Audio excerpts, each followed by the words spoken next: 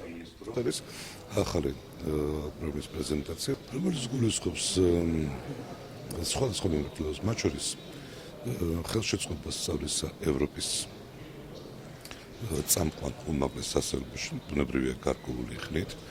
ამავე დროს ის გულისხმობს როგორც სტუდენტების, ასევე ლექტორ-მასწავლებლების მონაწილეობას სხვა შინაარსის თუ ფორმატის კონფერენციებში, სიმპოზიუმებში და სემინარებში.